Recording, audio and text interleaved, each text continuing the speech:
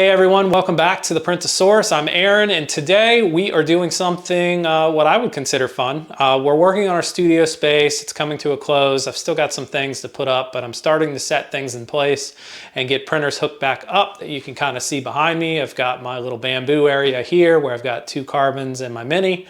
And then I am working on today my Voron and my SV08 area that I'm going to have those stored and where they'll be printing mostly. So what I need, or what I want, is I wanted to come up with a solution where I could make a cart basically that has each of these printers on it that could be pushed together for storage purposes up against the wall.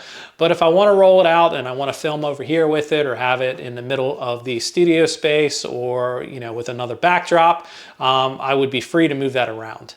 So I couldn't find a solution online, but what I did come up with, hopefully she's not listening, is I'm going to borrow some of my wife's cabinets that she has.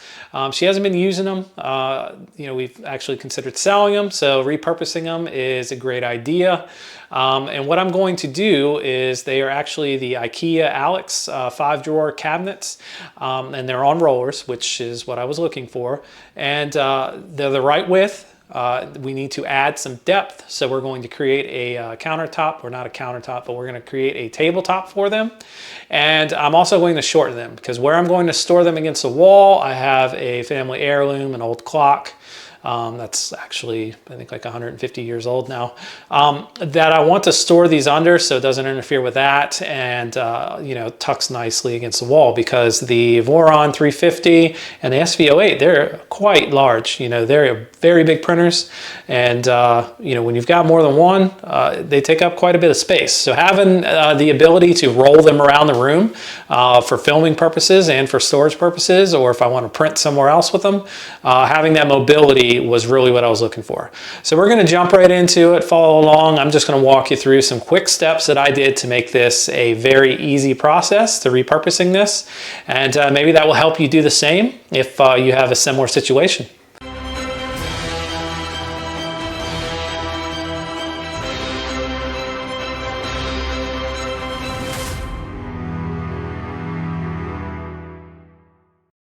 Couple things you're going to need. You're going to need your saw. You're going to need a drill. We're going to drill holes for what we're going to screw the base back into, and you need a measuring tape. And what do they say with measuring tapes? What is it? Measure once, cut twice? I'm just joking. Measure twice, cut once. So I've measured what I'm looking for, and what I'm looking for is 10.5 inches. I'm going to cheat a little bit today.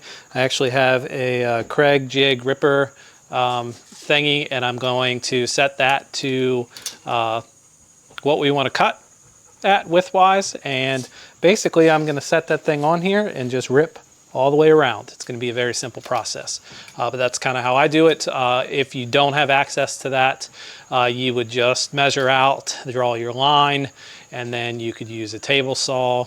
You could use a hand saw if you have it. Jigsaw would probably work. Use something with don't use aggressive teeth if you're using a jigsaw. That way you don't get it to chew up your wood too badly. But we're going to use a circular saw. It does a great job, and I have it attached to this Kreg jig. I'm going to put a list of the stuff that I used in my description, so if you like what you see and you want to use it, I'll provide those links. No affiliation to any of these guys. I'd love to be sponsored by Milwaukee. So Milwaukee, if you're listening, hey, let's get something together. All right, so let's jump into it. So I've got my Kreg jig set to 10.5 inches. That's what I came up with. Basically, we're keeping these top 3 drawers, and that's it. So what we need to do next is remove the 2 middle drawers. You don't have to remove them all, because where we're going to be cutting, you just want to make sure you don't have a drawer there, so you don't end up cutting into it. So we're going to remove those, and I'll move on to the next step. So we've got our Kreg jig all set up. This is what that looks like. It's a ripper, typically used with 4x8 sheets of plywood, things like that. When you need to rip down to certain widths, this goes up to 24 inches. We have it set at 10.5 inches. That's what we're working with. So I'm going to flip this cabinet on the side, show you how easy it is to use this to basically rip this thing in half. So we have our jig in place. We're ripping it 10.5 inches, which is going to leave us 3 drawers that we're going to be using. Before you start cutting, make sure you have your eye protection on. It's also a good idea to wear a mask of some sort so you don't get any of those dust particles, especially with things with glue in it, MDF, plywood, things like that. It's got a lot of nasty stuff in it. So here we go. We're just going to rip this thing across. I'm going to show you how easy it is to turn this thing into a smaller cabinet.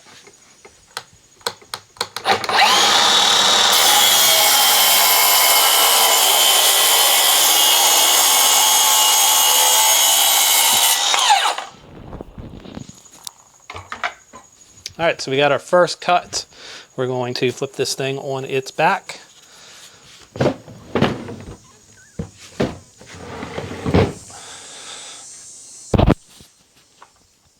And this is where this ripper comes in real handy, because it is going to be the same cut on all sides without having to do anything fancy. So it makes this super, super quick.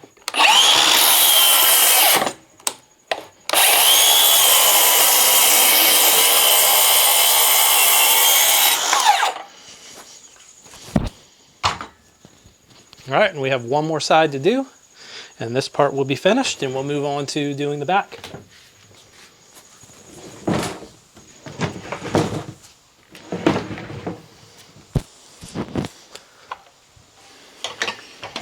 So the last cut here.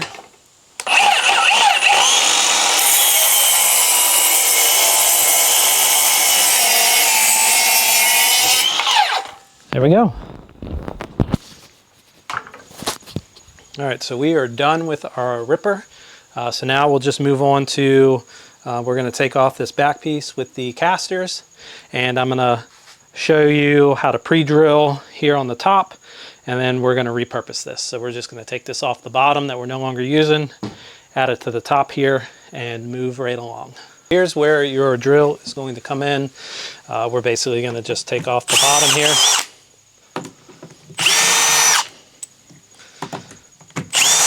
This one has 6 screws.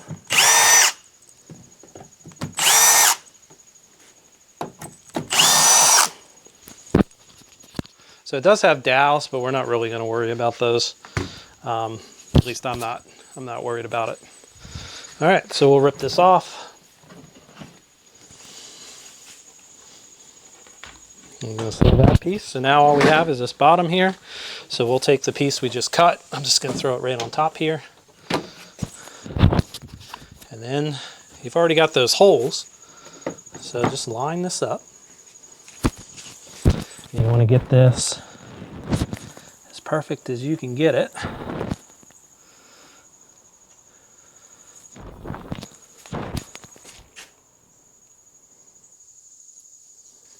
All right. And once you have it lined up good, what's important to do here is to pre-drill your holes, because if you take these, I'll show you close up. So if you take this guy and just start trying to screw that right back in, you're going to split your wood.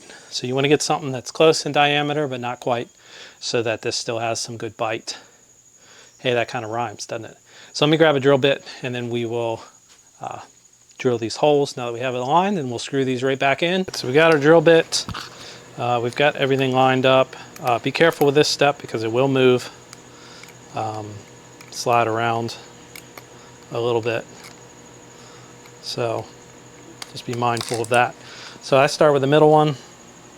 You want to get this straight.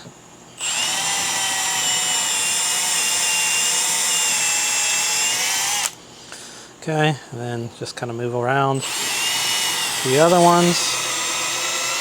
This is all particle board, so it's pretty easy stuff to drill through. It doesn't take a whole lot, so just be mindful of your drill settings, so that way you're not blowing through everything.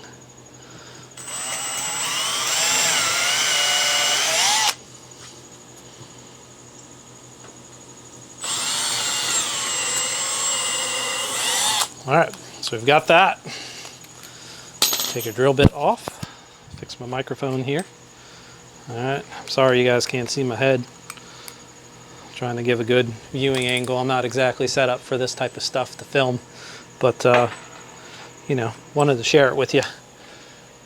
So All right, so now all we got to do is go ahead and screw this in place. So again, start with your middle two. That way everything aligns nicely. Okay. Don't over tighten these. As I mentioned, this is just particle board.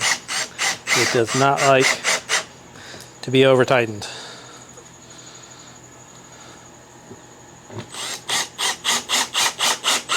Okay, got 2 more screws.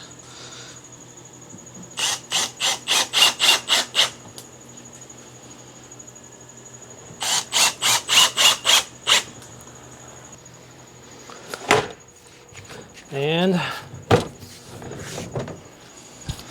so we are back inside. We are wrapping up this project. The last thing that I said I needed to make was a top.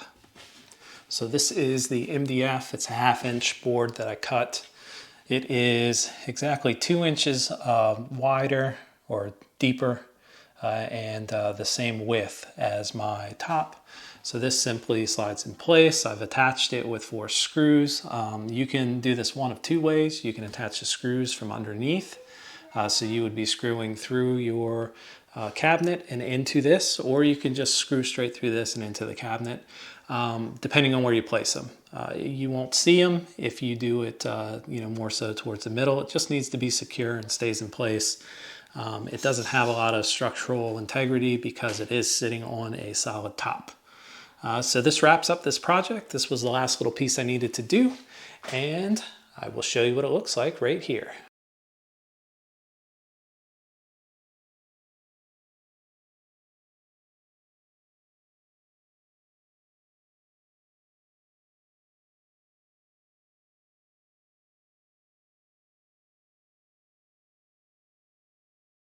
So we are one step closer to getting our studio completed. We've built these 2 carts for the Voron and the SV08, and now we can move them around the studio space that I have here, and we are almost done. Next up, I'm gonna do a little bit of lighting. I'm gonna work on my light boxes a little bit more now that I have some space. As you can see behind me, I'm working on trying to display everything that I've printed.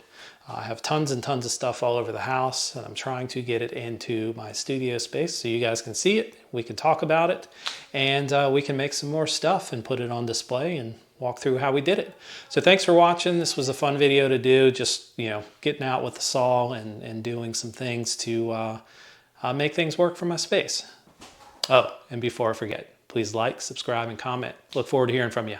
See you guys.